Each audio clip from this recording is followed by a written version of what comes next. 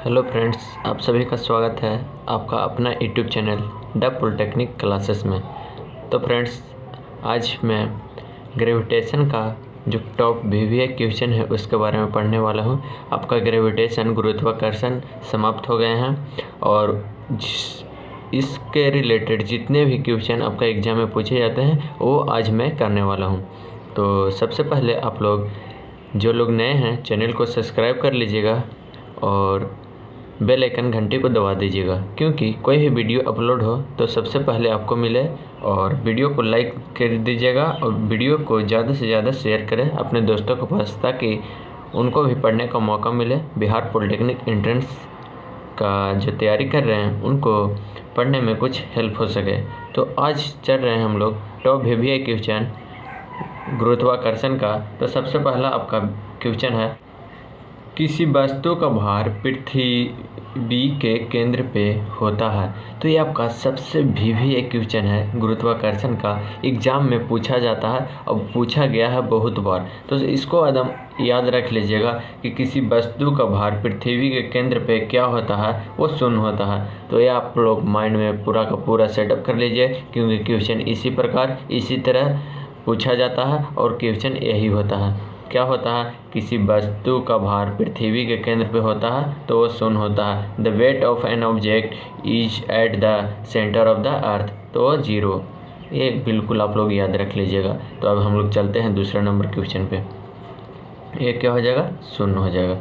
दूसरा क्या है कि दो वस्तुओं के बीच गुरुत्वाकर्षण बल निम्नलिखित में किस पे निर्भर नहीं करता है। तो ये भी आपका बहुत ही अच्छा क्वेश्चन है, पूछा जाता है। The force of gravity between two object does not depend on. तो दो वस्तुओं के बीच गुरुत्वाकर्षण बल किस पर निर्भर नहीं करता है, उनके बीच की दूरी पे, उनके द्रव्यमान के गुणनफल पे, उनके द्रव्यमान के योग पे, गुरुत्वाकर्षण नियतांक पे। तो ये आपका हो गया उनके द्रव्यमान के योग पे। दो वस्तुओं के बीच के गुरुत्वाकर्षण बल इसका पे निर्भर नहीं करता है, किस पे, the sum of their mass, उनके द्रव्यमान के योग पे निर्भर नहीं करता है। तो इस प्रकार आप लोग का एग्जाम में क्वेश्चन पूछा जाता है। तो अब हम लोग चलते हैं तीसरा नंबर क्वेश्चन पे। तो तीसरा नंबर आपका क्वेश्चन है, गुरुत्वीय त्वरण का मान, the value of gravitational acceleration. आपका ऑप्शन नंबर है, सभी स्थानों पर बराबर होगा, पृथ्वी पर सभी जगहों बराबर होगा, पृथ्वी के अक्षांश पर निर्भर करता है, और आपका लास्ट ऑप्शन है, चंद्रमा पर अधिक, क्योंकि उसका व्यास कम होता है। तो गुरुत्वीय त्वरण का मान, the value of gravitational acceleration, ये आपका हो जाएगा पृथ्वी के अक्षांश पर निर्भर करता है। किस पर निर्भर करता है, पृथ्वी के अक्षांश पर निर्भर करता है गुरुत्वीय त्वरण का मान। तो जब भी आपका एग्जाम में पूछा गया गुरुत्वीय त्वरण का मान, तो पृथ्वी के अक्षांश पर निर्भर करता है, depend on the latitude of the अर्थ। तो ऑप्शन नंबर आपका सी हो जाएगा। ये आपका बहुत ही बारीकी ढंग से पूछता है ग्रेविटेशनल से, तो आप लोग हमेशा याद रखिएगा गुरुत्वीय त्वरण का मान जो है वो पृथ्वी के अक्षांश पर निर्भर करता है। अब चौथा नंबर आपका क्वेश्चन है, यदि किसी वस्तु का द्रव्यमान पृथ्वी पे m है तो चंद्रमा पर उसका द्रव्यमान क्या होगा। If the mass of an object is m on the earth, what will be the mass of the moon. तो कह रहा कि कोई भी वस्तु का पृथ्वी पे द्रव्यमान m है और चंद्रमा पे द्रव्यमान क्या हो जाएगा, तो क्या हो जाएगा, सेम ही हो गया, क्योंकि द्रव्यमान का भार हर जगह समान होता है, द्रव्यमान बदलेगा नहीं, क्योंकि न्यूटन के अनुसार द्रव्यमान बदलता नहीं है। तो किसी वस्तु का वजन उस पे कार्यान्वित गुरुत्वाकर्षण बल तय करता है, पृथ्वी का गुरुत्वाकर्षण बल माना जाता है। इसी मापदंड से चंद्रमा का गुरुत्वाकर्षण बल पृथ्वी से 1/6 होता है। तो ये क्या हो जाएगा, आपका जो आंसर हो जाएगा वो m ही हो जाएगा, क्योंकि द्रव्यमान बदलता नहीं है न्यूटन जी के थ्योरी से, और गुरुत्वाकर्षण बल पृथ्वी से 1/6 भाग होता है चंद्रमा पे। तो मैंने कोई भी व्यक्ति का जब 60 kg भार है पृथ्वी पे, तो चंद्रमा पे हो जाएगा 60 × 1/6 बराबर 10 kg। इस प्रकार हो जाता है। तो आप लोग ध्यान में रखिएगा, गुरुत्वाकर्षण बल पृथ्वी से चंद्रमा का 1/6 भाग होता है।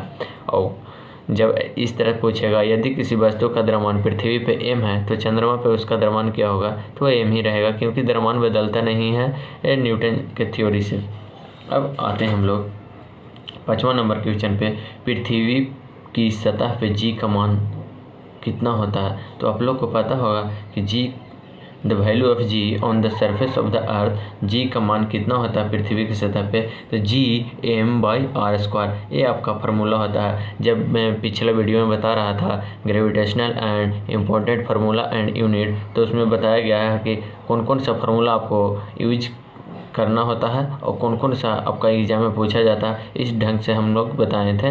तो जो लोग वीडियो को नहीं देखे हैं प्रीवियस वीडियो को, वो लोग इस वीडियो के डिस्क्रिप्शन लिंक में जाके देख लें, या फिर the polytechnic classes YouTube channel को प्लेलिस्ट में जाइएगा तो वहाँ पे फिजिक्स का एक प्लेलिस्ट बना हुआ है, उसमें जाके आप लोग देख लीजिएगा। तो पृथ्वी की सतह पे जी का मान कितना होता है, जी m/r² होता है, जहाँ पे जी क्या है, ग्रेविटेशन है, और एम क्या है, जो मास है, और आर क्या है, आपका रेडियस है। तो इस प्रकार आप लोग का एग्जाम में क्वेश्चन पूछता है।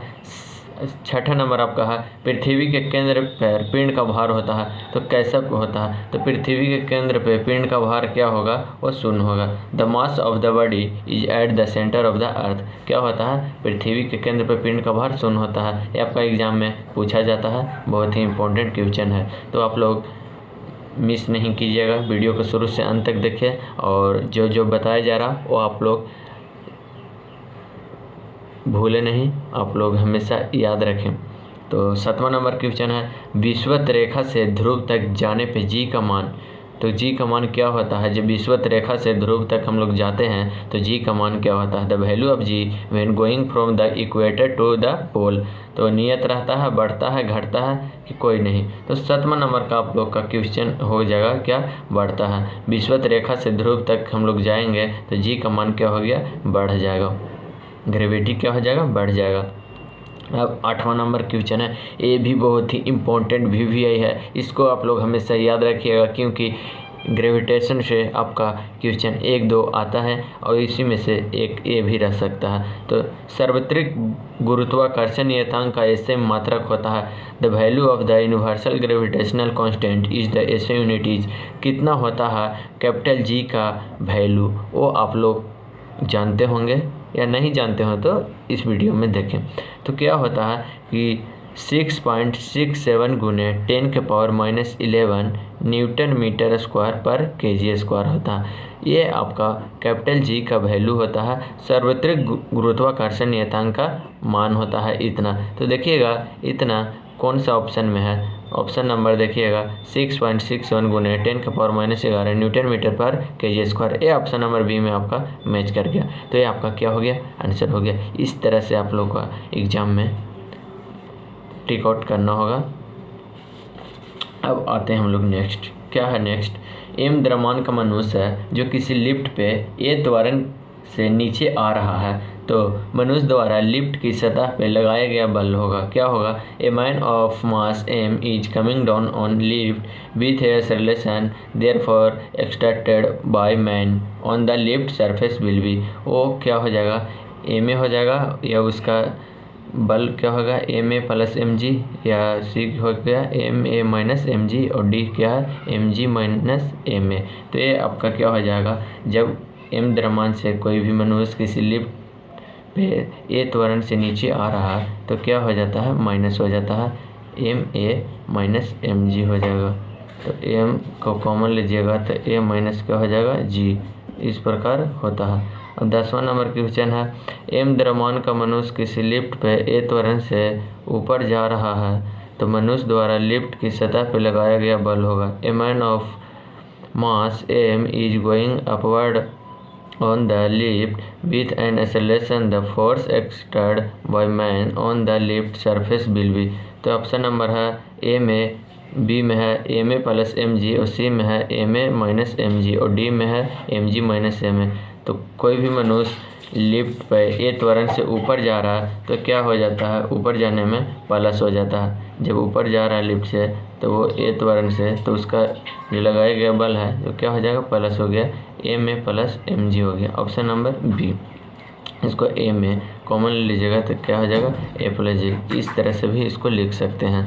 तो अब नेक्स्ट है 11, यदि पृथ्वी की त्रिज्या 6.4 गुने 10⁻6 मीटर पृथ्वी पे गुरुत्वीय त्वरण 9.8 मीटर पर स्क्वायर है। गुरुत्वाकर्षण नियतांक 6.67 इंटू 10⁻11 न्यूटन मीटर पर केजी स्क्वायर है। तो पृथ्वी का द्रव्यमान होगा, ऑप्शन में दिया हुआ है, ये आपको फार्मूला से निकालना होगा। पृथ्वी का द्रव्यमान निकालना हुआ है, आपको दिया क्या है, आर बराबर दिया हुआ है त्रिज्या 6.4 इंटू 10⁻6 मीटर, और आपका क्या दिया हुआ है, जी दिया हुआ है 9.8 मीटर पर स्क्वायर, और है आपका कैपिटल जी है 6.67 गुने 10⁻11 मीटर पर केजी स्क्वायर।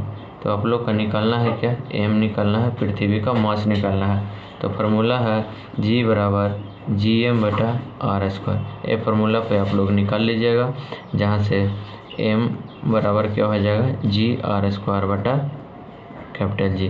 तो g क्या हो गया 9.8 इंटू r 6.4 इंटू 10⁻6 के होल स्क्वायर हो जाएगा, और g कितना है 6.67 गुने 10⁻11 न्यूटन पर केजी स्क्वायर।